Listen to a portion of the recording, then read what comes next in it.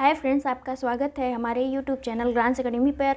आज हम इस वीडियो में हिंदी से संबंधित महत्वपूर्ण एमसीक्यू पर डिस्कशन करेंगे जो सीधे C TET, UP TET, super TET, RO और एआरओ जैसे सभी महत्वपूर्ण वनडे एग्जाम में पूछे जाते हैं। आइए हम स्टार्ट करते हैं। वर्ण किसे कहते हैं? शब्द को, ध्वनि को, शब्द समूह को, अखंडित शब्द को। वर्ण जो होता है ध्वनि के लिखित रूप को हम वर्ण कहते हैं, तो इसका आंसर हो जाएगा ख, ध्वनि को। अगले क्वेश्चन पे चलते हैं हम। भाषा की लघुत्तम इकाई क्या है? शब्द, अक्षर, वाक्य, वर्ण। इसका आंसर है घ। वर्ण जो है भाषा की लघुत्तम इकाई है। नेक्स्ट क्वेश्चन पे चलते हैं। ध्वनि का लिखित रूप क्या है? ध्वनि का लिखित रूप अभी हम बताए कि वर्ण है, तो इसका आंसर हो जाएगा घ, वर्ण। क्वेश्चन नंबर 4 देखते हैं। हिंदी वर्णमाला में अयोगवाह वर्ण कौन से हैं? अयोगवाह वर्ण जो होते हैं वो अंग और अह जो होते हैं वो अयोगवाह वर्ण कहे जाते हैं। इसका आंसर हो जाएगा घ। अगले क्वेश्चन पे चलते हैं। क्वेश्चन नंबर 5 में दिया है निम्न में से हर्ष स्वर नहीं है। पहली बात तो आप ये जान लीजिए, स्वरों का वर्गीकरण जब हम करते हैं तो उत्पत्ति के आधार पर 2 प्रकार के होते हैं, हर्ष स्वर और दीर्घ स्वर या संधि स्वर।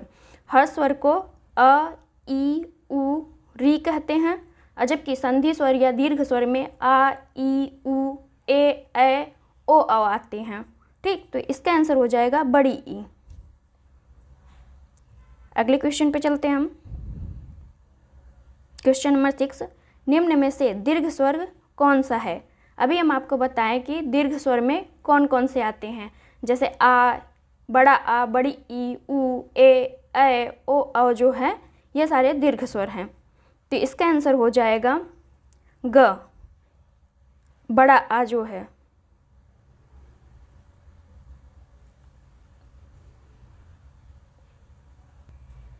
अब आपको यहाँ पे डाउट हो रहा होगा कि दीर्घ स्वर में मैंने बताया बड़ा आ, बड़ी ई, उ, ए, ओ सभी आते हैं, जबकि यहाँ पे ओ भी दिया है, ओ भी दिया है और आ भी दिया है। तो सिर्फ दीर्घ स्वर आ कैसे हुआ?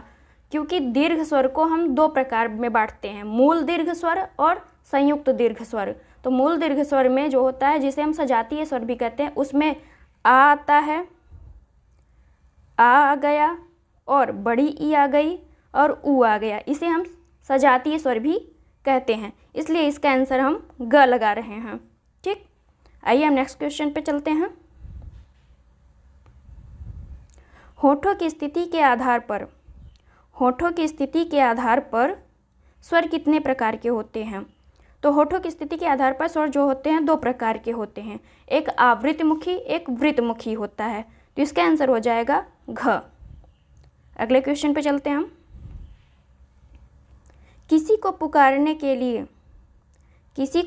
के लिए किन स्वरों का प्रयोग किया जाता है? हर्ष स्वर, प्लुत स्वर, दीर्घ स्वर, लघु स्वर। इसका आंसर है ख, प्लुत स्वर को। जैसे आपने रामायण में देखा होगा, रा के बाद आ और धा, फिर ऐसे लिखा होगा। ठीक, तो इसको हम प्लुत स्वर कहते हैं, जैसे राधा। तो यहाँ पे जो ये आ रहा है, काफ़ी देर तक हम खींच रहे हैं, इसे हम प्लुत स्वर कहते हैं। आइए हम नेक्स्ट क्वेश्चन पे चलते हैं। क्वेश्चन नंबर 9 देखते हैं हम। हिंदी वर्णमाला में संयुक्त स्वर कौन से हैं? संयुक्त स्वर कौन से हैं? अब इसका आंसर होता है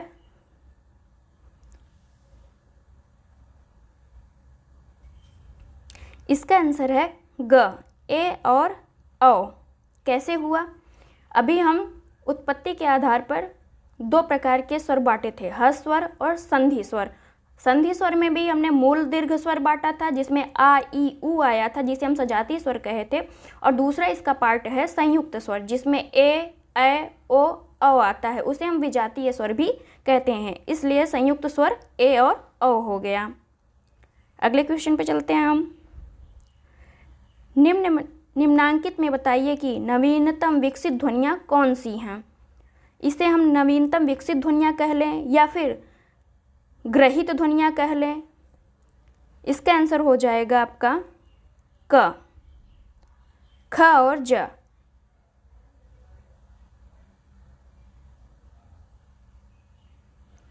अगले क्वेश्चन पे चलते हैं हम।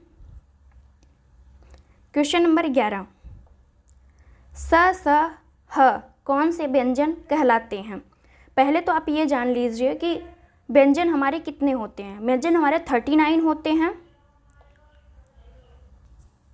व्यंजन हमारे जो होते हैं वो 39 होते हैं। 39 में हम 25 स्पर्श व्यंजन होते हैं, 4 अंतस्थ व्यंजन होते हैं और 4 ऊष्म व्यंजन होते हैं और 4 संयुक्त व्यंजन होते हैं, 2 द्विगुण व्यंजन होते हैं। इसको टोटल को मिला के 39 होते हैं। ठीक, तो इसमें स, स, ह कौन से उसमें आते हैं? तो इसमें ऊष्म व्यंजन में स, स, ह आते हैं। यह स, स, ह को हम संघर्षी व्यंजन भी कहते हैं। इसका आंसर हो जाएगा ग। अगले क्वेश्चन पे चलते हैं हम। निम्न में से कौन सा घोष वर्ण है? घोष वर्ण का फॉर्मूला हम दे रहे हैं आपको, वो आप याद कर लीजिए। इसका आंसर होता है 3, मतलब फॉर्मूला होता है 3, 4, 5। 3, 4, 5 अंतस्थ ह। ठीक, इसका एक फॉर्मूला होता है घोष, या हम इसे सघोष भी कहते हैं। 3 का मतलब है क वर्ग, ख वर्ग और ग वर्ग, घ वर्ग, अंगा वर्ग। इसका मतलब है जो तीसरा, चौथा, पांचवा वर्ण हम लेंगे प्लस अंतस्थ लेंगे प्लस ह लेंगे तो ये हमारा घोष वर्ण आ जाता है। इसका ये फॉर्मूला होता है। ठीक, तो इसका आंसर हो जाएगा आपका घ। ह जो होता है वह घोष वर्ण होगा। अगले क्वेश्चन पे चलते हैं हम। व्यंजन स का उच्चारण, स या ख भी कहते हैं इसे, का उच्चारण स्थान क्या है? तो इसका उच्चारण स्थान है घ, मूर्धा। अगले क्वेश्चन पे चलते हैं। छ का ध्वनि किसके अंतर्गत आती है? मूल स्वर, घोष वर्ण, संयुक्त वर्ण, तालव्य वर्ण। तो इसका आंसर हो जाएगा ग, संयुक्त वर्ण। ये संयुक्त वर्ण क्यों कहा जा रहा है? क्योंकि छ जो मिल के बनता है वो क और स से मिल के बनता है। क और स से मिल के बनता है, इसीलिए इसे संयुक्त वर्ण कहते हैं। तो इसका आंसर हो जाएगा ग। अगले क्वेश्चन पे चलते हैं। हिंदी शब्दकोश में छ का क्रम किस वर्ण के बाद आता है? क्योंकि ये छ और क से मिल के मतलब छ जो है वो क और स से मिल के बनता है, तो ये क के बाद ही आता है। इसे आप याद कर लीजिए क्योंकि ये मैक्सिमम क्वेश्चन बहुत सारे एग्जाम में ये पूछा गया है। जैसे पीसीएस में भी पिछली बार पूछा गया था कि छ किस क्रम मतलब किस वर्ण के बाद आता है, तो इसका आंसर हो जाएगा क। अगले क्वेश्चन पे चलते हैं हम।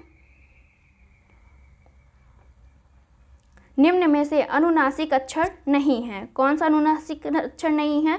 तो इसका आंसर हो जाएगा ग। ग जो है अनुनासिक अक्षर नहीं है। नेक्स्ट क्वेश्चन, निम्न में से स्पर्श वर्ण कौन से होते हैं? स्पर्श वर्ण कौन से होते हैं ये हमने आपको बताया कि 39 व्यंजन होते हैं, उसमें हम इसका आंसर देते हैं घ। पहले 5 वर्गों के वर्ण को जो होता है स्पर्शी व्यंजन कहते हैं। अगला क्वेश्चन, अंतस्थ व्यंजन या वर्ण कौन से हैं? अंतस्थ व्यंजन अभी हम बताए थे आपको कि जो 39 व्यंजन मिलके बनते हैं उसमें से एक अंतस्थ भी आता है, तो इसका आंसर हो जाएगा य, र, ल, व को हम अंतस्थ व्यंजन कहते हैं। इसका आंसर है ख। अगला क्वेश्चन देखते हैं। हिंदी भाषा में वे ध्वनियाँ कौन सी हैं जो दूसरी ध्वनियों की सहायता से बोली या लिखी जाती हैं? तो इसका आंसर हो जाएगा ख, क्योंकि व्यंजन जो है स्वर की सहायता से बोले और लिखे जाते हैं। अगले क्वेश्चन को देखते हैं। निम्न में से महाप्राण वर्ण कौन से हैं? निम्न में से महाप्राण वर्ण कौन से हैं? तो इसका आंसर है ख। इसका एक फॉर्मूला होता है, आप याद कर लीजिए तो भूलेंगे नहीं। 24 ऊष्म, 24 यानी दूसरा वर्ग और चौथा वर्ग। ऊष्म का मतलब है स, श, श। तो ये हो जाएगा ऊष्म आपका। 24 ऊष्म जो है वो महाप्राण का सूत्र होता है, तो इससे आप भूलेंगे नहीं। जैसे 24 मतलब दूसरा, क के बाद ख जो है वो दूसरा वर्ग में आता है और घ जो है चौथे वर्ग में आता है। ठीक, तो इसका आंसर हो जाएगा ख। Thank you for watching friends. अगर वीडियो अच्छी लगी हो तो लाइक एंड सब्सक्राइब जरूर करिए।